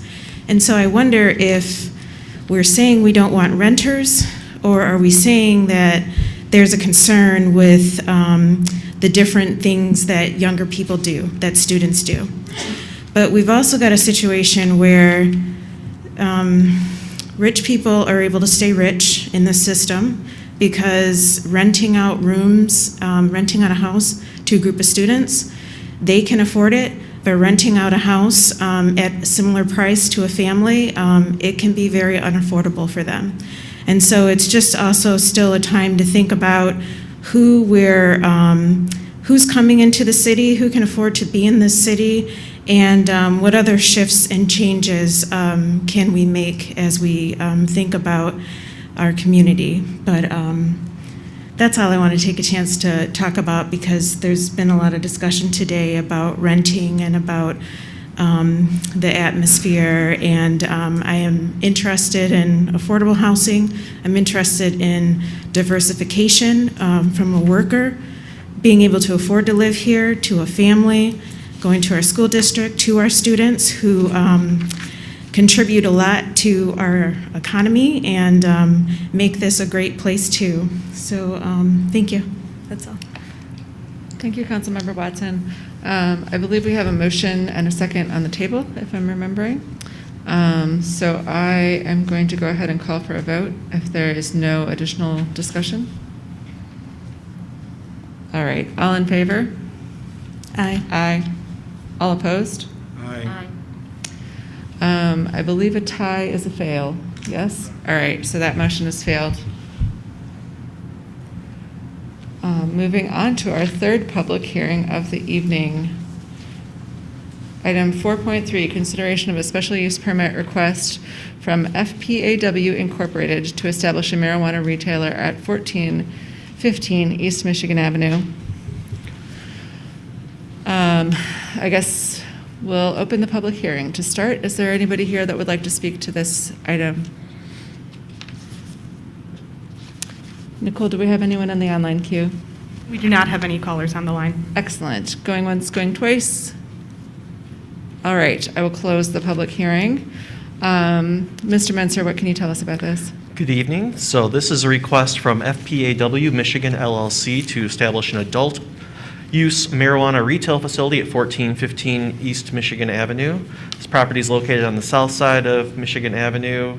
It's really close to the city's western border with the city of Lansing. There's right now this is the former home to the Sawyer's Pontiac dealership, and what they've done is repurposed it for a provisioning center. They've received a special use permit for the medical component of this sales back in 2019. And since that time, they demoed the large building that was on the site and are repurposing what was at one point the used car sales accessory building for the provisioning center. So that's about 3,500 square feet. And so, like I said, they did come through for the medical SUP a couple of years ago. That original approval ran for a year until March of 2020. At that point, Planning Commission gave a one-year extension to that, and which brought it up to March of 2021. The city did issue a building permit for the demolition of that main building in summer of 2020, and the developer filed a permit to remodel the provisioning center in February of 2020. So the site plan that was approved back in 2019 by City Council remains the same. No changes are proposed at this time, and none are really expected at this point. So this really request is just adding the adult sales component to this use. The Planning Commission did discuss this meeting and had a public hearing at their meeting, their second meeting in February, where they held the public hearing and actually recommended approval on that same evening. So included in your materials tonight is a motion to approve this request, subject to conditions noted in the referral letter. And there's a lot of conditions in there that are really related to operational standards for the use and compliance with our marijuana ordinance. I do not know who would be here from the applicant this evening, but I'm hoping someone's from here. Oh, there we go. Perfect. Someone's here.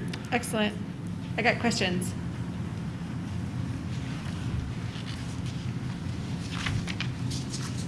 Hi, my name is Lucas Hoflicker. I'm here on behalf of Ascend Wellness, DBA, Fpaw, DBA Ascend Wellness. I'm here to answer any questions that the board may have.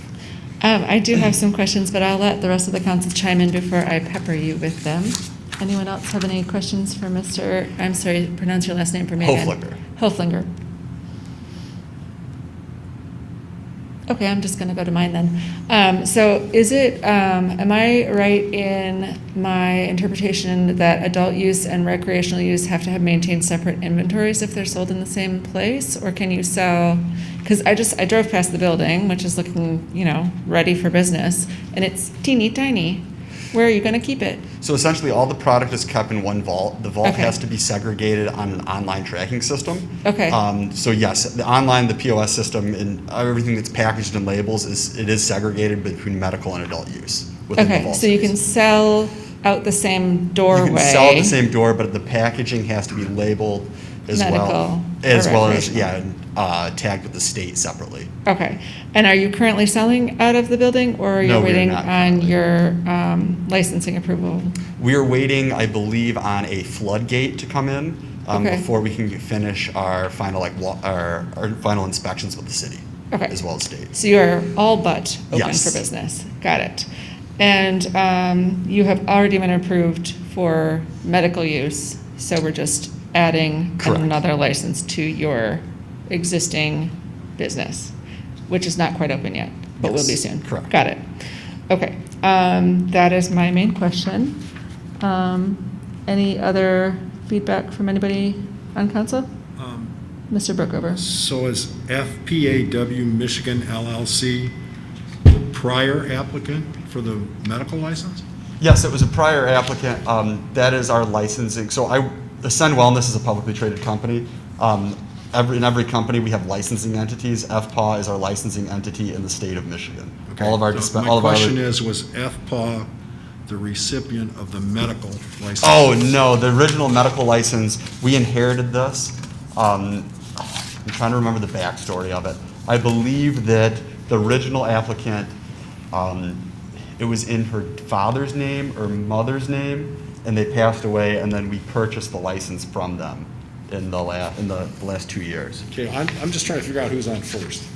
So is the owner of the property still 17 Baker Road LLC? Yes, correct. Okay, which is, That is our landlord now. yeah, and that's the daughter of the former owner of the property? Believe so, yes. Okay, or a trust? Yes. Okay. And what is Ascend Cannabis? Ascend, so Ascend owns Fpaw, essentially. Ascend, So, Peter, who are we giving this license to? FPAW, but really it goes with the property. So FPAW could come and go, and another licensed, qualified provider could be in this space. And use the special use permit. With the special use permit, assuming they get all the related licensure. Why is Ascend Cannabis name on the building? that's our DBA. We do business as Ascend. Okay, how were we gonna figure that one out? I believe we would have applied for a signage permit under Ascend Cannabis. Have you? Well, yes, I believe our contractor's on as well. I'm sorry, your what? Your Our contract? our general contractor who's working on this project's on as well. He should be online. Okay, all I really wanna know is if something goes wrong there, who do we come after? You come after Fpaw. Everybody in Fpaw, everybody that works for Fpaw is under the Ascend umbrella. Okay, so the responsible parties in terms of the licensure are Fpaw and Ascend? Yes, correct. That's correct? Yes. And you can make that representation to us? Yes, I can. Thank you.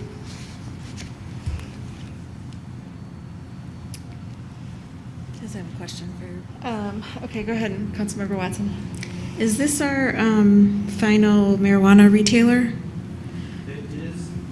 Well, there should be one more. So the property at 2040 Merritt Road has received medical approval, but not adult use approval. Okay. And we are expecting them to come through for that request here soon, but I haven't seen an application yet. Okay. Councilmember Babcock. Thank you. Mr. Menser, this is the first time I've had the opportunity to ask this question. If we grant a special use permit, generally, what does it take to rescind the special use permit, generally? I will speak very generally to that. 'Cause, there's a couple different things. I actually had this pulled up in case this came up. So really what they would have to do, whether it's this use or a fraternity or any other kind of use that was granted a special use permit, they would need to be not in compliance with the use that's approved. So that could be violating the conditions that were put on, let's just say it's an hours of operation. Conditions were put on to a property. Any violation of that, our staff would need to document it and visit the site and document any violations of that. And I don't know if there's a specific number, and I may defer to our attorney at some point here, whether to which point that it would. There's no automatic default, I guess, is what I'm trying to say here. But it's all a matter of really tracking the uses that are on the site, and if they appear to be in violation, then we do have the right to revoke those. And I haven't been out down that road myself, but I would imagine that we would come back through the council to make that happen. Go ahead. Well, I guess that was my next question is, so the staff goes out and writes some reports about how entity ABC is violating the special use permit by doing a few things. Perhaps for the city attorney or a city manager, who certainly has a long tenure here, what happens next? I mean, certainly there has to be some form of due process, and so how that process would look, I would have to take a look at the ordinance and study that. But certainly, yeah, if there were findings by the administration that either the use was not what was approved or that the conditions were met, there would be notification to the owner in some form of due process so that they had a chance to respond to those. If I could supplement that, I mean, generally what it is so let's say I receive word of a violation. So I visit the site.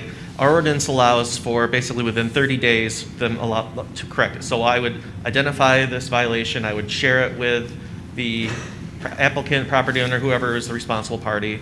I would do so certainly in writing, maybe a certified letter, allow them 30 days to correct it. If that doesn't happen, we can, by ordinance, either cancel the certificate of occupancy. Also, if we find that these conditions continue unabated, so 7 days in any 30-day period after a notice of violation, the special use is suspended, and we could at that point cancel the certificate of occupancy. The way I'm envisioning it is that process would take place through our office. We would document, we would provide notice, and if we came upon a situation where the violations were not being corrected, we could come back, present that to City Council, and at that point, they could be officially rescinded. And perhaps another question to the city manager, just by way of tenure. Has the city ever revoked a special use permit? I'm trying to think that I would say no. I don't recall us withdrawing a special use permit. I think we've had similar things occur with rental licenses where if there's complaints against it, we have a process, we notify them, and then they could lose a rental license, but it's a practical point. People take corrections, it could be suspended, but it's never actually been revoked as far as I know. So I don't think, as far as I can recall, we've revoked an SUP. Thank you. So just to kind of clarify that, meaning that when it has come up, the owner has chosen to correct the problem rather than risk their SUP. Not that we haven't used it as a process to correct problems, but that the owner has always chosen the path of correcting their behavior over losing their SUP. That's my recollection, is go through the process and you get to corrections and get to compliance, has been my recollection. I would say generally, I guess I can't speak for the city as a whole, but I would say compliance is our desire. And, you know, punishment is the tool by which we gain compliance, but we're not trying to torture anyone or take anything away from them. We're really trying to get them to come back into the fold, as it were. Got it. Council, I guess I have a question for you. Referring to pages 230 of the agenda, I don't know if you have that in front of you or not, maybe somebody can give it to you, in pages 266. So the original special use permit and site plan for the provisioning center, it gives the geographic location 1415 Michigan Avenue, but it's addressed to Chris Jerome at JBC LLC. And I assume that's the special permit that was given or special use permit that was given at that point in time for this location. And now in front of us, we have a special use permit. I don't see the letter, but I have Mr. Menser's report. And we have a different corporate entity. And I don't mean to put you on the spot. Does that create any problem for us? Should we have additional backup documentation or anything like that? I mean, again, I haven't seen that a particular item, and so certainly that's something that I would certainly want to take a look at, Councilman. And so in the event that, in that question raises a great point in terms of your initial question, in terms of who actually would be held accountable, in terms of who actually will have the license. So that may be something that legal may want to review and take a look at and have this matter tabled so that we can come back and make that full report at the next meeting. Thank you.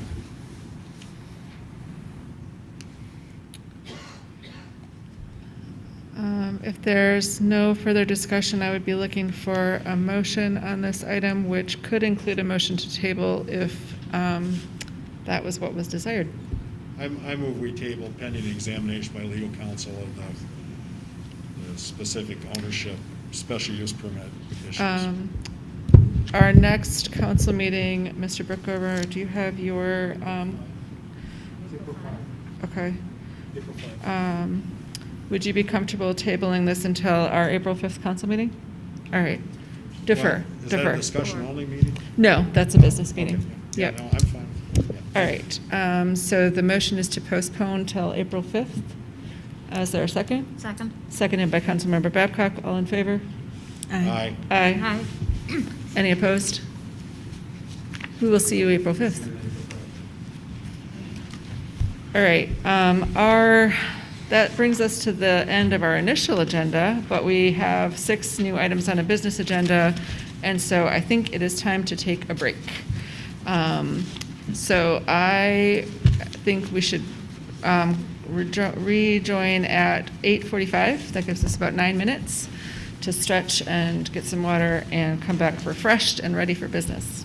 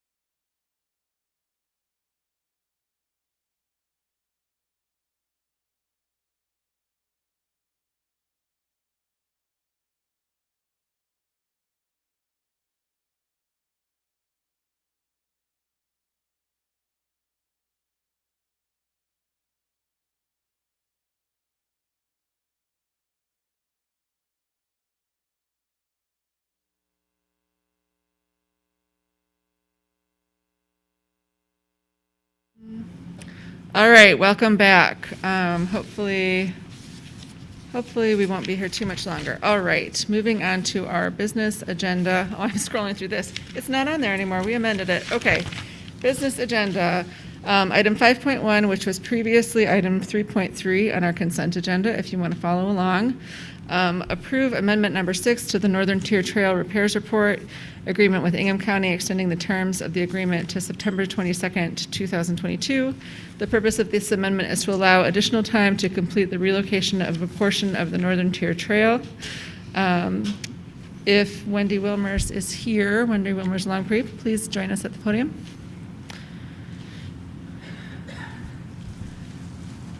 Thanks, Wendy. This was moved by Councilmember Brookover, so I'm assuming he's got some questions for you. Absolutely. I'm happy to do my best to answer them. It's my turn? Yep. I just have a few questions, and it may actually go to the other item too, 3.6. Can you pull your mic towards you a little bit, Yeah, I'm George? sorry. Thank On you. your map,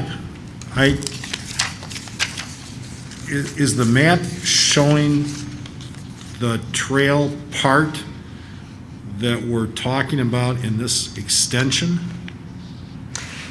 No, these are two separate trail projects. The extension relates to installation of a new pathway just south of the soccer complex. And this particular item relates to relocating an existing section of So is the trail. white the relocation on the map? The white is the relocation, yes. The entire length in red will be removed. The section from the yellow circle down to the bridge at Abbey Road will be reinstalled, but it will be shifted further away from the drain.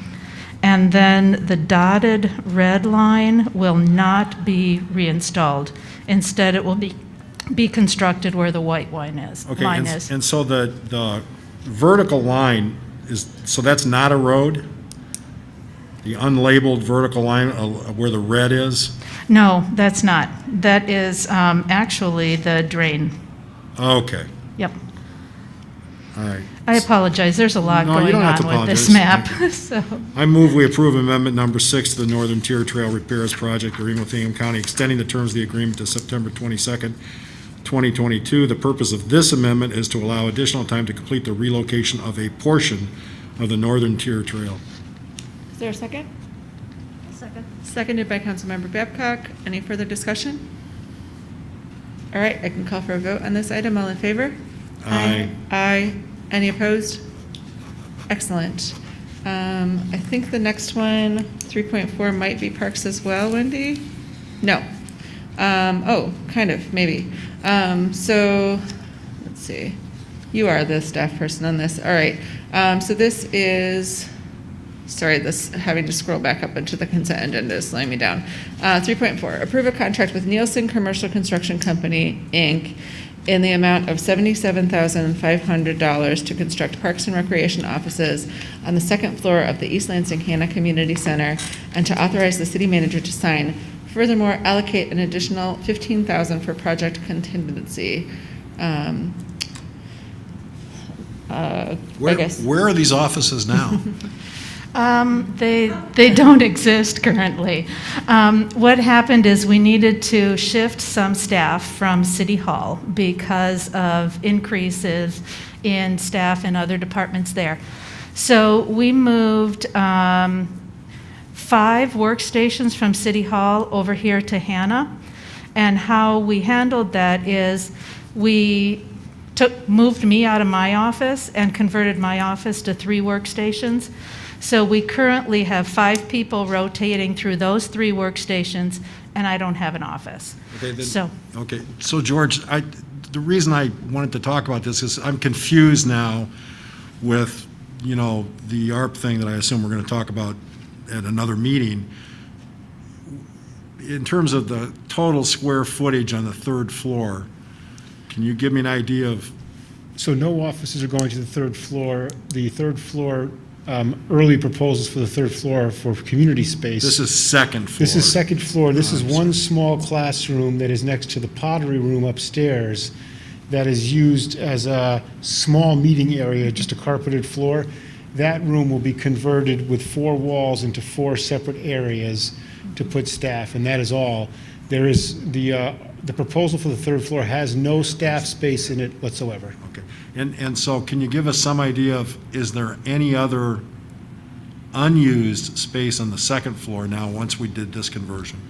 The 2nd floor has some open meeting space. The 2nd floor has the executive conference room. It has a large classroom down on this wing, and we have the 2nd floor has the recital room as well. So those are the open, and the executive the small conference room with the glassed-in table. So there are a number of existing spaces in addition to this. I move we approve a contract with Nielsen Commercial Construction Company, Inc. in the amount of $77,500 to construct parks and recreation offices on the 2nd floor of the East Lansing Hana Community Center, and authorize the city manager to sign. Furthermore, allocate an additional $15,000 for a project contingency. Second. Moved by Councilmember Brookover, seconded by Councilmember Watson. Any other questions or discussion on this item?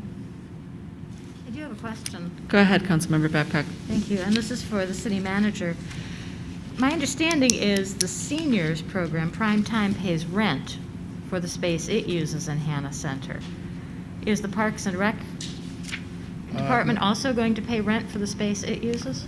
I don't think they actually pay rent. I mean, assuming for the wing here that the seniors are occupying, I don't think they pay rent for that. I think that's provided and it's subsidized by the general fund. Certainly didn't sound like it is. Okay, there we go. Primetime office spaces are, there isn't any, and I'm going to use the term rent loosely, there isn't any compensation that moves between the primetime program and the Parks and Recreation Department for their offices. There also is no compensation that moves from primetime to our department for spaces that the primetime seniors would have had access to when they were housed at Valley Court Community Center. So basically what happened is when Hana Community Center was renovated into a community center, and we moved the seniors from prime time, or from the Valley Court Community Center to here, the agreement was made that there would be no additional, there would be no charge to the seniors for any space that they used that was equivalent to what they had at Valley Court Community Center. The only thing that the seniors pay for is if they use spaces outside of that. So for instance, if they have a program in the swim pool or in, I don't even know if the dance studio. And what happens is there's an interdepartmental fund transfer at a much reduced rate. So what it equates to is, it's very similar to the arrangement we have with all of our other programs in our department. Every program in our department has to create a certain amount of revenue that goes towards facility use fees. And so it's similar to when people, you know, in the city use the public spaces. There's a transfer between departments for, you know, for the meeting spaces. So does Parks and Rec hold any non-office events or functions in this building? We have, yes. In terms of, you mean outside of Parks and Rec programming, classes and whatnot? Well, no, it's, and I'm struggling with, what I've heard from members of the community is that they feel that the seniors program and prime time effectively has to charge higher rates for certain events because they have to pay into this fund, whereas Parks and Rec doesn't. And I'm sure you've heard that complaint before. I'm just trying to put it. As I indicated, any program in our department, when we run that program, I'll just pull one, buddy basketball, takes place in the gymnasium. The fee that we charge for the program helps offset staffing costs.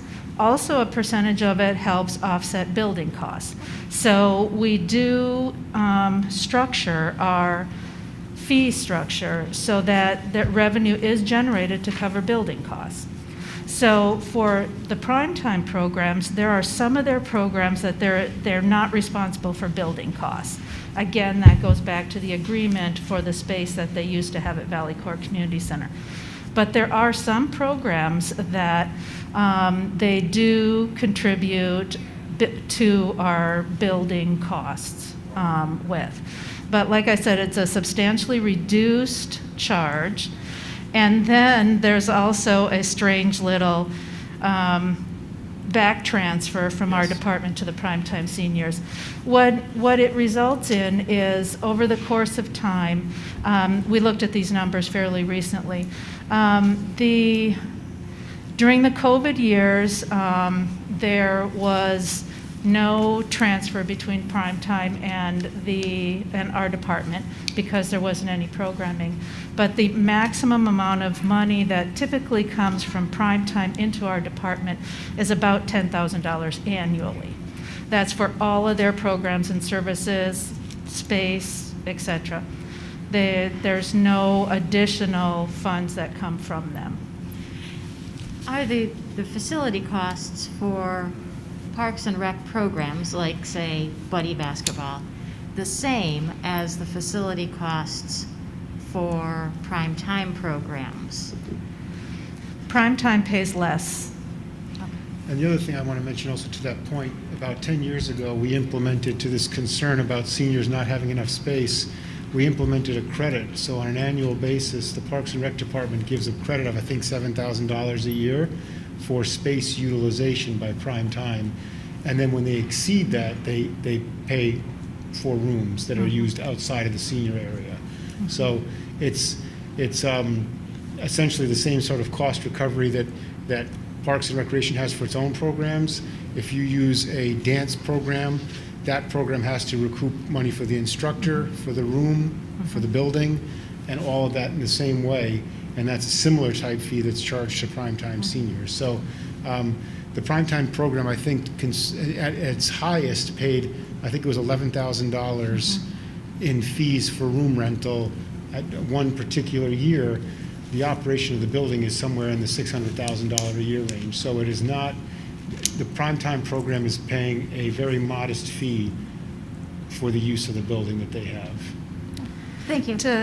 To look at that a bit differently too, when you look at our department, we recoup 60% of the costs to operate the Parks and Recreation program. And so all of our programs recoup probably about 60% of the building costs. I don't think what the primetime program pays for their space and all their building use, it winds up being about $11,000 a year. That has to be considerably less than 60%. So, All right, thank you. Unless Director DeChambeau wants to. No, I just have historical information. If you wanted any more than that, I have that. I think we added considerably to the agenda. That's all right. Perhaps That's another what- day, but thank you for the offer. That's what we're here for. That's how work gets done. If there's no other comments or questions, I'll call for a vote on this. All right, all in favor? Aye. Any opposed? Excellent. On to item 5.3, which was item 3.6 on the consent agenda. Give me a second to find it. All right, approve a resolution authorizing an application under the Michigan Natural Resources Trust Fund Program, which authorizes the city manager to sign and submit an application requesting $300,000 to construct an extension of the Northern Tier Trail from the East Lansing Soccer Complex to Coolidge Road. You're going to get very comfortable at that podium, Wendy. I don't mind. It gets my blood flowing again as opposed to just sitting on the chair. So Yes, all thank right, you. standing desks for everyone. Okay. Mr. Brookover, if you wanted to ask a question? The reason I wanted to take this off the consent agenda is, my understanding is there's a relatively significant number of people that are objecting to what I understood to be the original trail site. And so I'm trying to figure out from these materials, are we approving a specific trail track to Coolidge, or is that yet to be determined? And I thought there was a meeting of your commission in March in which there was more deliberation, and I guess I thought that we were also going to be getting a letter from Chairperson DeLay or something like, was there a vote about the track itself? There was a vote in which the Parks and Rec Advisory Commission passed a resolution recommending that this board also approve the submission of the grant application. The application is for funds that will assist in the design and construction of this trail. The exact route of the trail, the tract as you call it, won't be determined unless we receive the funding. A big portion of that is if we do the design, the specific design, after we receive the grant, then the grant pays those monies. If we were to do the design right now and identify a specific route, then we would have to pay those funds ourselves. That would not be grant reimbursable. So we have showed an approximate route from beginning to end, and we've tried to kind of guesstimate a place that might make sense to locate it, but there's a lot of information we need to secure before a final route is decided. Okay, but there's a substantial portion of the neighborhood up there that didn't like the originally proposed route, correct? Well, there's a number of neighborhoods in that area. There's the all the Parkside, I think that's the name of the associations on the south side of the trail. Then on the north side of the trail, there's the Villas, the Beaumont, the Willows, etc. So a lot of the feedback that we received from the residents on the south side of the trail, they had a lot of concerns. And so we talked about, and this information is in your packet as well, we talked about ways that we could address those concerns and mitigate some of those issues. We talked about moving the trail as far away from that property line as we possibly can. We talked about doing some additional screening. We talked about also working with some trail materials to minimize the amount of vegetation that needs to be removed. So we talked about a number of different ways that we were prepared to mitigate some of those concerns. This is at the commission meeting? Yes, yes. And was there any consensus reached from the Abbott Parkside neighborhood about some of the things you were talking about? The Parkside neighborhood continues to, generally, the feedback we've received is that they continue to be very concerned about the trail in this location. And so there will be work that we need to do with the neighborhood to do our best to, as I said, mitigate those concerns. And that's something that we have committed to do. I think we looked at, there's 6 different homeowners associations in that area, and so we'll be doing work with them over the next year and a half or 2 years to work through some of these specifics. And so then my other question is, why do we want to trail to Coolidge Road? There's no bike lanes on Coolidge Road, are there? There actually is. There's sidewalks along Coolidge Road, and I believe there's bike lanes as well. There's a number of benefits of this particular trail. One is it's just an extension of the Northern Tier Trail. The Northern Tier Trail is hugely popular, and it's a non-motorized transportation route. So this is a way to get people, it's a 3/4 of a mile in length. And once you get to Coolidge Road, you can pick up the pathway system and head north to the Coleman Road extension, and actually then head over on the Coleman Road extension to just north of Eastwood Town Center. Eventually, what I'd love to see happen, frankly, is that there be able to be a non-motorized route to get from, say, the soccer complex over to Eastwood Town Center, where you don't have to get on Lake Lansing Road. Because Lake Lansing Road for non-motorized transportation users or walkers is incredibly busy. And so this is part of that. When we look globally at what we're doing for non-motorized transportation, as well as just for recreational use of trails, this is a key connection for us. Yeah, I sort of understand your on top of the world looking down thing, but I mean, the reality is, I can use my bike, if you extend this trail up to a certain point and avoid this area where some of the folks are concerned, you can also, there's already pavement that would lead you up to the north, to the road to the north, which would then take you to Coolidge as well, correct? Along Coleman Road? Yes. Yes, the strength of this particular trail extension versus going along Coleman Road is if you travel along Coleman Road, there is a lot of driveways where vehicles are crossing from where they're exiting not businesses, but the neighborhoods they have to get onto Coleman Road. So if you're using the pathway system on Coleman Road, you're having to come into contact with vehicles numerous times between Abbott and Coolidge, where this route... Excuse me, let me interrupt you. I'm not talking about between Abbott and Coolidge. I'm talking about you can go almost all the way to Coolidge on what you've got tracked, and then you can turn up to the north, and you have a brief segment on Coleman Road, in which I don't think there's any houses at all on that Coleman Road, but we can have this discussion sometime. Yep. So I have Yep. one comment that I wanted to relay from that commission meeting. Applying for this money does not obligate us to spend the money.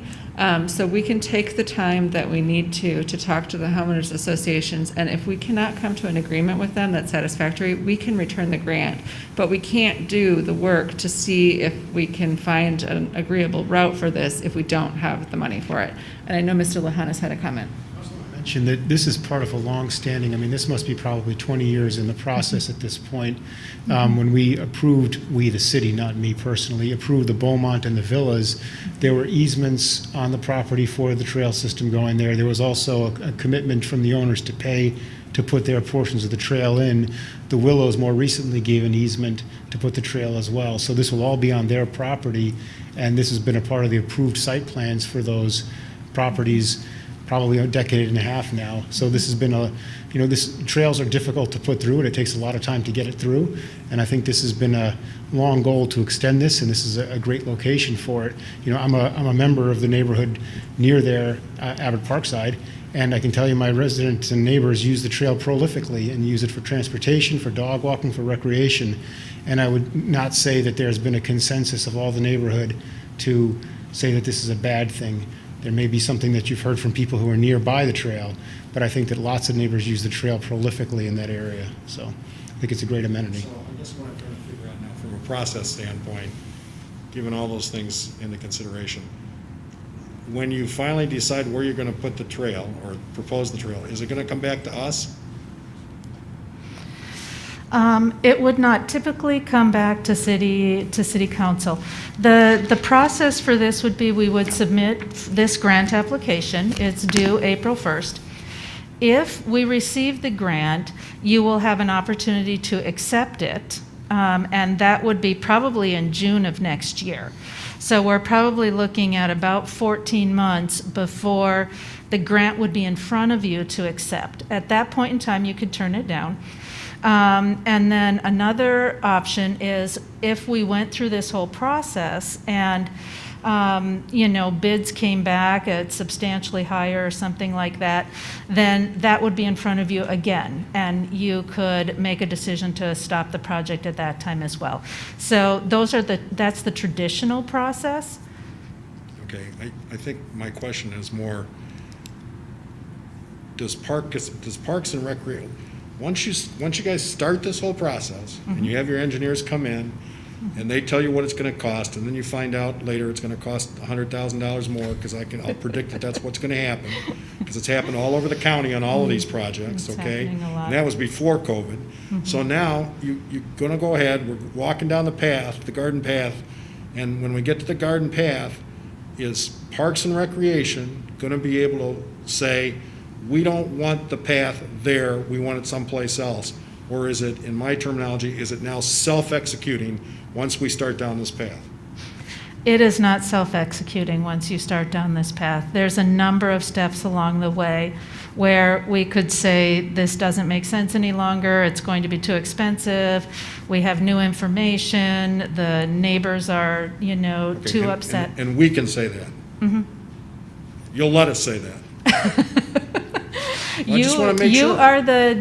You as city council are the final decision makers I on keep any getting the of idea this. I got nothing here, so I just wanted to make sure. So, Mr. Brookover, any council member can propose to put anything on the agenda at any time. We have a process of usually having at least 2 people sponsor something. I, in my brief term as mayor, didn't require a second really for agenda items, and I don't believe Mr. Bacon does either. So if you develop a strong concern about this trail project 6 months from now, 8 months from now, you can pop onto the agenda at any time and say, I want Wendy Wilmer's Long Prix to come and show me a pretty picture of what they've done about this trail and demonstrate to my satisfaction that the neighborhood has been accommodated. So at any point, we can call for an update, and at that point, we can also change our mind. All right, I lost track. Do we have a motion on the table for this? Okay, I am going to move approval of the resolution authorizing an application under the Michigan National Resources Trust Fund Program, which authorizes the city manager to sign and submit an application requesting $300,000 to construct an extension of the Northern Tier Trail from the East Lansing Soccer Complex to Coolidge Road. Do I have a second? Seconded by Councilmember Babcock. Is there any further discussion or questions? Yeah, I wanted to make a comment. Go ahead. Maybe ask some questions. I thought it was interesting that for mammals, skunk doesn't appear on there. Because they must just hang out in the street, I bet. But I appreciate that you are having conversations with people that are concerned, and I appreciate your breakdown on the survey responses and who's called in and who's written in and what their thoughts were. I was wondering, are there any regrets on some trails that we have extended into neighborhoods where kind of come to find out we, maybe kind of screwed over the people that were closest to that trail? To the best of my knowledge, no. Our experience actually tends to be the opposite. That once trails are installed, generally we hear back from people who are thrilled. And what we tend to get is requests for additional connections. Is people will say, oh, this connection is, 50 feet away from my home and I can't get there safely, and so they want additional connections. As a very recent example, there was a good deal of discussion in the neighborhood about the bridge we just put in on Riveria Drive, as well as the bridge we put in on Colorado Drive. And now that they are in, and they've just been in a very short time, we've just received incredibly positive feedback on them. So it does tend to be the opposite, but we do want to be very respectful of our neighbors. We want to be good neighbors. Definitely. And so we work really hard at trying to meet people where they're at and try and figure out what we can do to help that. Thank you. All right, final call for questions and comments before we vote. All right, all in favor? Aye. Any opposed? Excellent, thank you. And that brings us to item 5.4, which was formerly item 3.10. Again, give me a second to scroll. All right. Approve an initial rental license for 331 Lexington Road for a conditional Class 3 rental license allowing up to 2 unrelated persons or a family to occupy the dwelling. Let's see. I move we table these 3 items pending receipt of a written opinion from the city attorney with regard to 3 different things. The first is, and I'll explain it after I make the motion. The first is the necessary process through the ordinance and through the commission to get to us. Number 2, the criteria under the ordinance. And number 3, the potential legality of a moratorium on fraternities and sororities entering neighborhoods through otherwise non-existent fraternity sorority buildings. That's the best way for me to say it. And if I can get a second, then I'll explain that. I'll second that. At least I'm curious. Sure, moved by Councilmember Brookover and seconded by Councilmember Babcock. So when I looked at this stuff tonight, here's my concern. I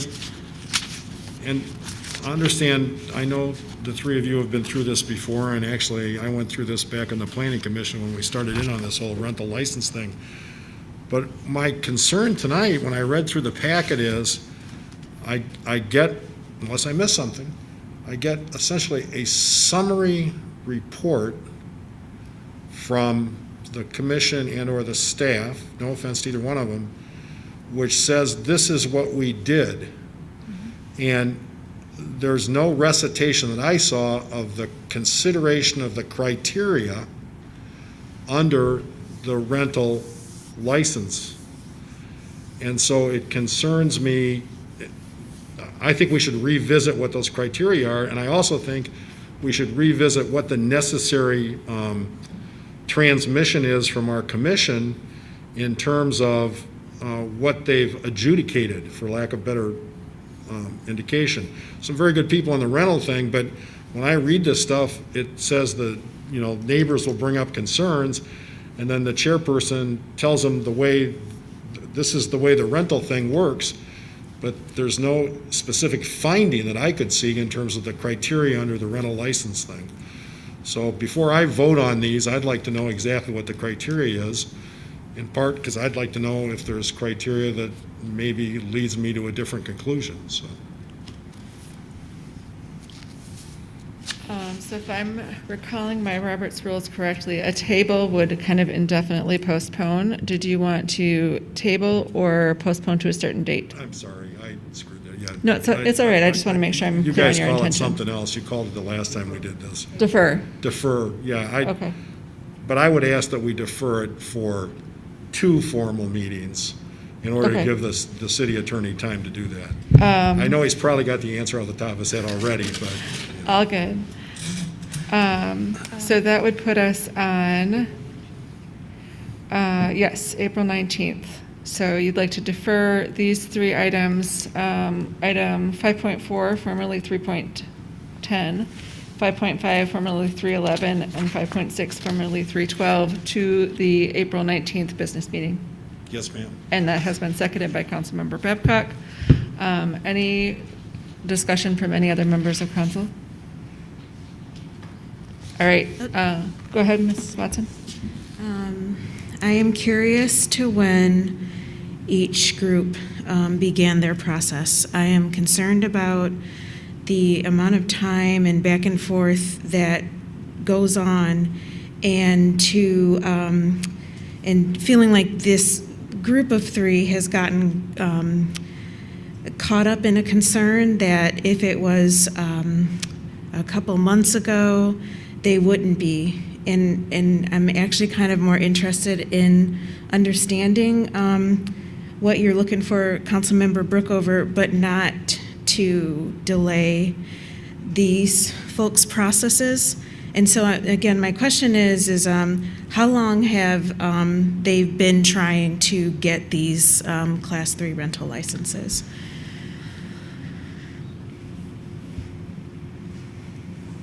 I'm going to sit here because Absolutely. computer at the podium, it'll be on the floor. Nope, all good. That's why there's two possibilities. So under each of these, it will show when they started the process, when the applications were accepted. And they all vary a little bit, and part of the varying has to do with also the applicants and how much time they spend in bringing the properties to compliance and through inspection process and whatnot. But for example, the first one, 501 Virginia, the rental license application was received in October. So there was some time then when we did the inspection, the owners had time to make corrections. I will say there was another slight delay. We were not meeting because of COVID, and so, you know, I had to defer them. So there's been a bit of time.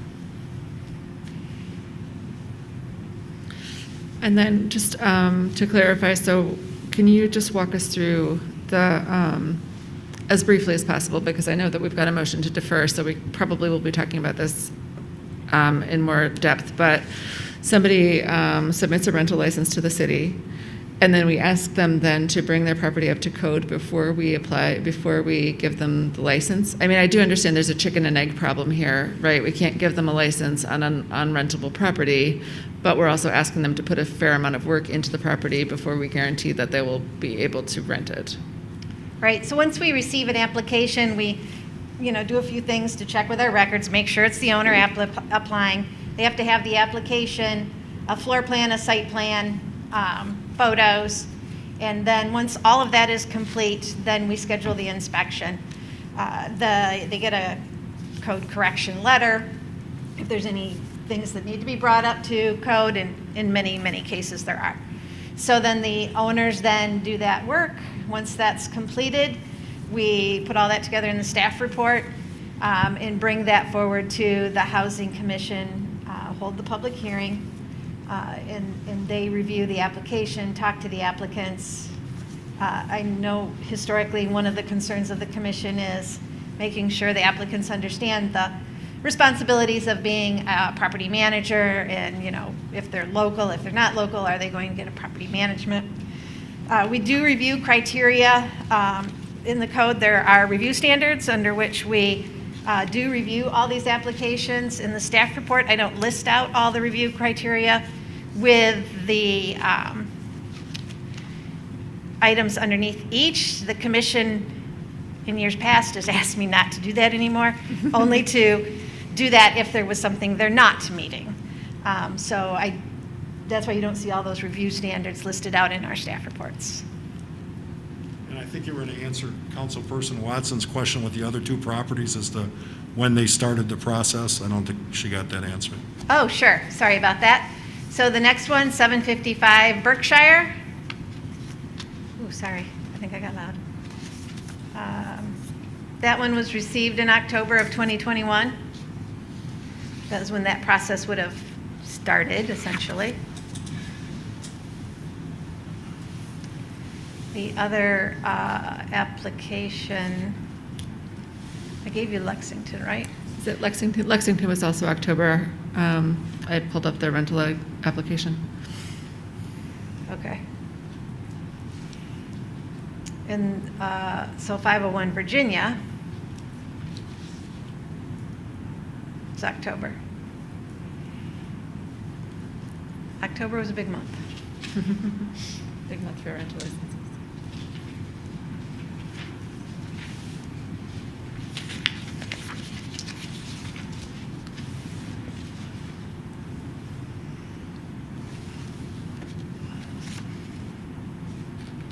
Thanks.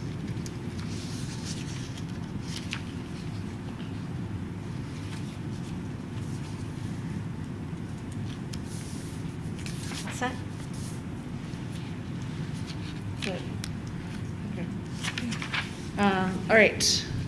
If we don't have any other comments or questions, the motion on the table is to defer these applications to the April 19th business meeting. All in favor? Aye. All opposed? Aye. Aye. I think being a tie, that fails, which means that we are back to the motion, the original motion. I mean, there's no current motion, so either there'd be a motion to table, a motion to approve, a motion to Okay. reject. So we're back to- I would also suggest you take each one separately. for Sure. the first one. All right, so we're back to 5.4, formerly 310, with a motion to approve.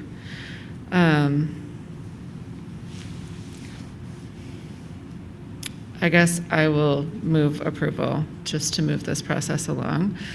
So I will move approval of an initial rental license at 331 Lexington Road for a conditional Class 3 rental license allowing up to 2 unrelated persons or a family to occupy the dwelling. The owner is George Luis Barreda Esperanza. Do I have a second? Second. Is there any discussion? All right, seeing none, All in favor? Aye.